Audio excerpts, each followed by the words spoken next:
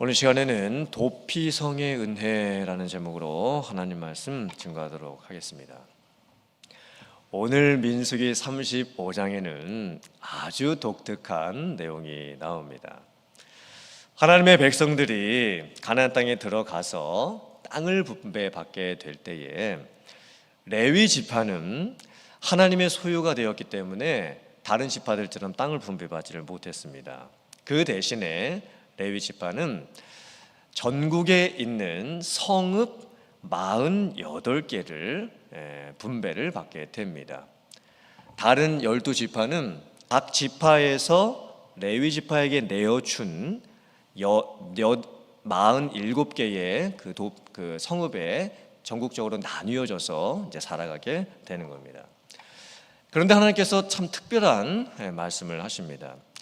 레위 지파가 분배받게 될 48개의 성읍 중에서 6개를 특별히 도피성으로 지정을 하라고 말씀을 하십니다. 요단강 서쪽에 3개, 그 다음에 요단강 동쪽에 3개, 6개의 도피성을 만들라고 말씀을 하십니다. 도피성이 무엇일까요? 도피성은 우발적인 실수로 살인을 한 사람이 도망을 가서 살 수 있는 성을 말합니다. 아무런 악의가 없이 우발적인 사고 때문에 사람을 죽이게 됐을 때에 그 사람은 도피성으로 도망을 갈 수가 있습니다. 성경에 이런 예가 있습니다. 어느 사람이 다른 사람과 함께 산에 가서 나무를 하게 되었습니다. 도끼를 가지고 나무를 베고 있는데 이 도끼의 쇠 부분이 빠져가지고 그 옆에 있던 같이 나무를 하고 있었던 이웃 머리에 맞아가지고 그 사람이 죽게 된 겁니다. 우발적인 사고지요. 전혀 의도하지 않았던 사고였습니다. 이렇게 다른 사람을 의도하지 않고 우발적으로 죽이게 됐을 때 그 사람은 도피성으로 피해 갈 수가 있습니다. 고의로 사람을 죽인 사람은 당연히 도피성에 갈 수가 없지요. 고의로 사람을 죽이게 되는 예는 어떤 경우냐면 성경에 이렇게 예를 말씀을 합니다. 이웃을 미워해서 그 사람을 죽일 계획을 하고 기다렸다가 기회를 엿보다가 그 사람이 나타났을 때 죽이는 겁니다. 고의적인 살인이지요. 혹은 일부러 사람을 밀쳐서 죽이는 경우입니다. 또 원한이 있어서 사람을 죽이는 경우입니다. 이렇게 고의를 가지고 다른 사람을 죽였을 경우에는 도피성으로 도망을 갈 수가 없습니다. 또한 도피성에 도망을 갈 때 자기가 도피성에 들어가고 싶다고 들어갈 수 있는 것이 아닙니다. 주변에 있는 사람들이 이 사람은 실수로 사람을 죽였다. 그래서 도피성에 가야만 될 것 같다라고 그 사람에게 말을 해줍니다. 그리고 그 사람이 도피성 앞에 가서 그 성을 다스리고 있었던 장로님들을 만나서 자기가 어떻게 하다가 사람을 죽이게 됐는지 자초지종을 다 설명을 해야 합니다. 그때 장로님들이 그 모든 상황을 듣고 이 사람은 정말 우발적으로 사람을 죽인 것이 맞구나 인정을 해줄 때만 그 사람이 도피성 안으로 들어갈 수가 있는 겁니다. 그러므로 도피성에 도망을 간다, 피한다는 의미는 참 독특합니다. 모든 사람이 인정을 해주는 도피를 하는 겁니다. 우리가 세상을 살면서 세상에서 하는 도피는 어떻게 하지요? 아무도 모르게 나 혼자만 도피를 하는 겁니다. 나 혼자 모르게 도망치는 것이 세상에서 말하는 도피입니다. 그런데 오늘 민수기 35장에서 말씀하는 도피성은 모든 사람이 다 아는 도피입니다. 다른 사람이 다 인정을 해주는 도피입니다. 왜 하나님께서 도피성을 만들라고 하셨을까요? 첫째는 율법이 기계적으로 적용되지 않게 하기 위함이었습니다. 사람이 살다가 보면 여러 가지 실수도 할 수가 있습니다. 또 내가 원하지 않게 다른 사람에게 피해를 줄 수도 있습니다. 그런데 모든 율법을 기계적으로 적용을 하다가 보면 그 율법이 사람을 올가맬 수 있는 무서운 통제력을 갖는 잘못된 법이 될 수도 있습니다. 그래서 하나님께서 이 율법이 기계적으로 적용되지 않도록 실수로 사람을 죽인 경우에 도피를 할 수 있도록 제도를 만들어 주셨던 겁니다. 하나님께서 도피성을 허락해 주신 이유가 무엇일까요? 궁극적으로는 인간의 연약함 때문이지요. 사람은 참 실수가 많습니다. 심지어는 다른 사람을 실수로 죽일 수까지 있는 그런 연약한 존재입니다. 우리는 너무나 부족함이 많아서 실수도 많이 하고 또 나도 어떻게 할 수 없는 상태에서 어떤 특별한 상황 속에서 죄를 짓기도 합니다. 그런데 하나님께서 그런 상황을 인정을 해 주시는 거예요. 우리의 연약함을 인정을 해 주시는 겁니다. 그래서 도피성으로 피할 수 있게 해 주셨던 겁니다. 하나님께서 도피성을 왜 만드셨는가? 두 번째는 피해 보복을 막기 위해서였습니다. 어떤 사람이 다른 사람을 아무리 실수로 죽였다고 해도 그 죽임을 당한 사람의 가족의 입장에서 보면 자기 가족을 실수로 죽였던 그 사람도 어쩌면 용서할 수 없는 그런 사람입니다. 그래서 이 가족들이 이제 보복을 할 수가 있죠. 죽임을 당한 것은 그 사람을 죽이는 것으로 보복을 할 수가 있습니다. 그래서 하나님께서 이 보복을 막기 위해서 도피성 제도를 만들어 주신 거예요. 사람은 용서를 잘 못하지요. 다른 사람을 용서한다는 것은 정말 어려운 일입니다. 사람은 내가 당한 만큼 그 사람에게 복수를 해주고 싶어 합니다. 또한 다른 사람을 용서하는 것이 참으로 내 마음으로는 해주고 싶지만 내가 당한 일들을 생각해 볼 때 쉽게 용서를 할 수가 없습니다. 그래서 하나님께서 도피성을 만들어 주시는 거예요. 도피성은 하나님의 은혜의 표현입니다. 사람들은 평가하고 판단하고 보복하고 갚아주려고 하지요. 그런데 하나님께서는 용서하라고 말씀을 하십니다. 우발적으로 죄를 지은 사람이 도망을 갈 수 있도록 도피성을 만들어 주시고 그 모든 것을 피해 갈 수 있는 제도를 만들어 주셨던 거예요. 우발적으로 죄를 범한 사람이 보복을 당하지 않을 수 있도록 보호의 장치를 만들어 주셨던 겁니다. 이 도피성 제도 중에 참 특별한 그 제도가 있습니다. 이 도피성에 도망가서 살던 사람이 아무 때나 그 도피성에서 나올 수가 없습니다. 도피성은 작은 성이었습니다. 그 성 안에서 산다는 것이 쉽지가 않지요. 물론 감옥에 갇히지는 않았지만 도피성 안에서만 머물면서 사는 것이 불편하고 어려웠을 수도 있습니다. 만약에 도피성에 피해 있는 사람이 내가 너무 답답하다, 또 갑갑하다 라고 해서 도피성 밖으로 잠시 나왔습니다. 그런데 죽임을 당한 가족들이 그것을 알고서 그 도피성에서 잠깐 나온 그 사람을 이제 만나고 이제 보복을 해서 죽이게 되면 그 보복은 정당하다고 인정이 됩니다. 그러므로 원래부터 도피성 안에 살고 있었던 그 주민들이야 그 도피성에서 뭐 마음껏 나왔다가 들어갔다 할 수가 있지요. 그런데 죄를 짓고 물론 우발적인 죄이긴 했지만 도피성 안으로 들어가서 살고 있는 사람은 함부로 도피성에서 나올 수가 없습니다. 도피성에서 나왔다가 그 피해자의 가족들로부터 보복을 당하게 되면 그 보복은 정당한 보복이 되기 때문입니다. 그런데 이 도피성에 피해 있었던 사람이 드디어 도피성 바깥으로 합법적으로 나오게 될 수 있는 때가 있습니다. 그게 언제일까요?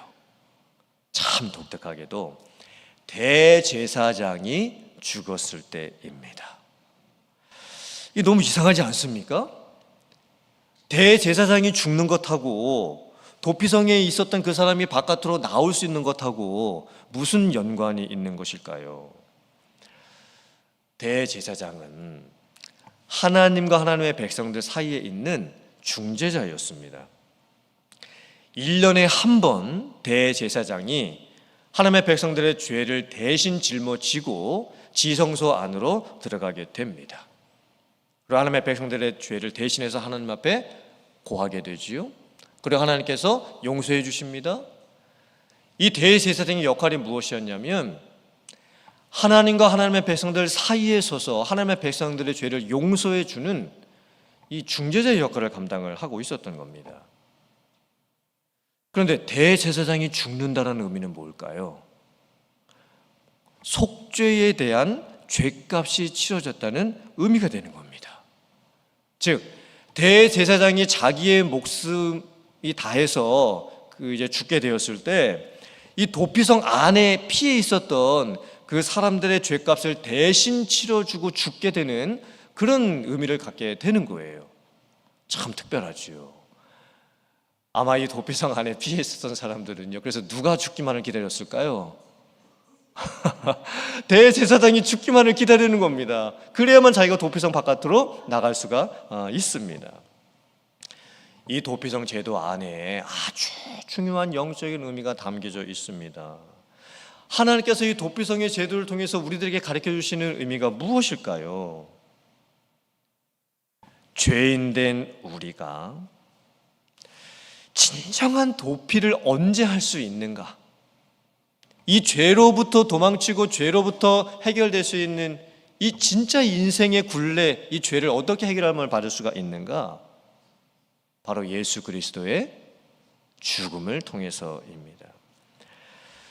도피성의 은혜는 어떻게 주어지냐면 대제사장의 죽음을 통한 속죄를 치르게 됐을 때 이루어지게 되었습니다. 근데 우리들에게도 똑같은 은혜가 임했지요. 우리가 죄의 종으로 살고 있을 때, 죄에 눌려서 살고 있을 때 예수님께서 우리를 대신해서 십자가에 죽으심으로 말미암아 우리의 모든 죄를 대신해서 예수님께서 죽으시고 또 우리의 죄에 대한 속죄를 치러주심으로 인해서 우리는 예수님의 피값으로 인해서 죄로부터 구원을 받았습니다. 이것이 사람이 이 죄로부터 도피할 수 있었던 가장 궁극적인, 가장 중요한 영적인 의미입니다. 도피성의 은혜가 무엇일까요? 사람은 연약합니다. 그리고 사람은 자기의 문제를 절대 해결할 수가 없습니다. 또 다른 사람이 나에게 한 여러 가지 나쁜 그런 행동에 대해서도 우리는 쉽게 용서를 해줄 수가 없습니다. 다른 사람을 쉽게 이해할 수도 없지요. 우리는 늘 다른 사람을 판단하고 정죄하고 그 사람을 평가할 뿐입니다. 그런데 내 죄가 용서받을 수 있는 것도 예수님 때문이고 내가 다른 사람을 용서할 수 있는 이유도 예수님 때문인 줄 믿습니다. 우리들이 어디로 피해야 할까요? 우리는 세상으로 피하는 것이 아니라 예수님께 피해야 될 줄 믿습니다. 세상에서 사람들이 보통 하는 방법은 잠적입니다. 우리가 세상을 살 때, 인생을 살아가면서 너무 힘들고 괴로울 때 우리가 보통 어떻게 하죠? 잠적을 합니다. 잠적이라는 게 뭘까요? 아무도 나를 찾지 못하도록 숨어버리는 겁니다. 연락도 끊고 전화도 받지 않고 그냥 다 귀찮고 다 피곤하고 그냥 나 혼자 있고 싶어서 세상과 단절하고 어디론가 떠나버리는 겁니다. 그게 잠적이죠. 세상 사람들은 다 잠적을 합니다. 아무도 날 찾지 못하도록 세상으로 잠적을 해서 도망을 치게 되는 것이죠. 그런데 믿는 성도들이 해야 할 것은 잠적이 아닙니다. 또 도피도 아닙니다. 정확하게 표현하자면 하나님께 피해야 되는 줄 믿습니다. 우리는 하나님께 피해야 합니다. 엘리야 선지자를 여러분들이 잘 보시면 엘리야 선지자가 바알과 아세라 선지자 850명과 대결을 해서 영적으로 승리하고 난 후에 왕비였던 이세벨이 엘리야 선지자를 죽이려고 했을 때 그때 도망을 가게 됩니다. 로뎀나무 아래에 피하고 있으면서 그때 너무 힘들고 괴로워서 자기의 생명을 차라리 취해달라고 자기가 그냥 죽었으면 좋겠다고 하나님께 하소연을 하기도 합니다. 그 결국에는 40일 동안을 도망을 가지요. 그리고는 동굴 속에 꼭꼭 숨어버립니다. 엘리야 선지자도 얼마나 힘들고 또 어렵고 또 고난이 많았으면 잠적을 했겠습니까? 사실 엘리야 선지자도 잠적을 했죠. 하나님께 피해갔던 것이 아니었습니다. 아무도 모르게 동굴로 그냥 아무도 찾지 못하게 숨어버렸다는 겁니다. 그때 하나님께서 어떻게 해주셨을까요? 하나님께서 엘리야 선지자를 찾아가 주시죠. 그리고 만나 주십니다. 큰 지진을 통해서 만나 주셨던 것도 아니었습니다. 강한 바람 가운데서 만나 주셨던 것도 아니었습니다. 하나님께서 엘리야 선지자를 세미한 음성 가운데 만나 주십니다. 하나님께서 엘리야 선지자를 회복을 해 주시지요. 그리고 새로운 사명을 허락해 주십니다. 제가 종종 이제 목회를 하다가 보면 제 가슴이 철렁할 때가 있습니다. 어떤 성도님이 아무 말도 하지 아니하시고 갑자기 교회를 안 나오시게 될 때입니다. 대부분 이제 신앙생활 하면서 교회를 다니다가 시험을 당하게 될 때가 있지요. 또 여러 가지 맡은 일이 힘들 때도 있습니다. 또 인간관계 어려움을 겪게 될 때도 있지요. 그때 대부분 어떻게 할까요? 목사님에게도 이야기를 안 하고 구역장님에게도 이야기를 안 하고 아무에게도 이야기를 안 하고 도피를 해버립니다. 잠적을 해버리는 거죠. 어쩌면 충분히 이해가 되기도 합니다. 우리가 인생을 살아가면서 여러 가지 힘든 일을 겪을 때나 심지어 교회를 다니면서 신앙생활을 할 때에도 다른 사람에게 내 마음을 보여주기가 참 어려울 때가 있습니다. 내가 당한 그 힘든 일을 일일이 다 처음부터 끝까지 말하기도 힘들 때도 있습니다. 그냥 자기만 혼자 있는 것이 어쩌면 더 편하게 느껴질 때가 있을 수가 있지요. 그때 우리가 세상에서 하는 것과 같은 잠적을 하면 안 됩니다. 그리고 그냥 도피를 해서 어딘가에 피해버리는 그런 도피를 해서도 안 됩니다. 나만의 도피를 해서는 안 되지요. 하나님께서 도피성 제도를 만드신 이유는 자기 혼자만 도망가라고 만드신 게 아니었습니다. 모든 사람이 인정을 해주는 도피였던 겁니다. 그래, 너의 상황을 우리가 충분히 이해한다. 네가 잠시 도피성에 가서 피해 있으면 좋겠다. 그리고 그 모든 것들이 다 해결이 되면 이제 대제사장이 죽고 나면 네가 도피성에서 나올 수 있게 될 텐데 그때 우리가 너를 다시 만났으면 좋겠다. 그러므로 도피성에 간 사람은 혼자만 따로 떨어져 있는 것이 아니었습니다. 많은 사람들이 도피성에 가 있던 그 사람을 여전히 기억해 주고 있습니다. 그리고 그 사람이 도피성에서 나올 수 있기를 계속 기도를 해주고 있는 것이죠. 도피성에 피해 있는 그 사람을 계속 염려해 주고 또 걱정해 주고 돌봐주고 또 기도를 해줬던 겁니다. 도피는 방향이 참 중요합니다. 세상 사람들은 세상으로 잠적, 세상으로의 도피를 하지요. 그런데 우리는 하나님께로 피해야 될 줄 믿습니다. 우리들의 인생의 문제나 또 경제적인 문제, 또 건강의 문제, 여러 가지 힘든 문제를 많이 겪게 될 때 우리들이 사람을 의지해서 사람에게 피해 봐도 한계가 있습니다. 또 내가 의지할 만한 무엇인가를 찾아봐도 한계가 있습니다. 절대 세상을 의지해서는 우리가 올바른 도피를 할 수가 없는 거예요. 사랑하는 성도님들, 우리가 하나님께 피해가기를 원합니다. 예수님께 피해가기를 원합니다. 우리의 모든 것을 하나님께 솔직하게 아뢰고 예수님의 십자가 앞에서 기도함으로써 우리의 염려를 풀어놓을 때 하나님께서는 우리의 피난처가 되어주시고 예수님께서는 우리의 피난처가 되어주신 줄 믿습니다. 우리의 궁극적인 죄의 문제, 그것은 예수님의 보혈의 피로 해결이 될 수가 있습니다. 우리의 연약한 근본적인 문제도 우리가 하나님을 바라보게 될 때 해결이 될 줄 믿습니다. 그러므로 여러분들이 잠적을 하는 것도 아니고 또 도피를 하는 것도 아니고 여러분들의 모든 연약함을 하나님 앞에 다 아뢰고 십자가 앞에 나아가 그 모든 걱정과 염려를 다 예수님께 내어놓고 하나님 은혜 안에서 그 모든 인생의 짐을 풀어낼 수 있는 은혜가 여러분들에게 있을 수 있기를 주님의 이름으로 축원합니다.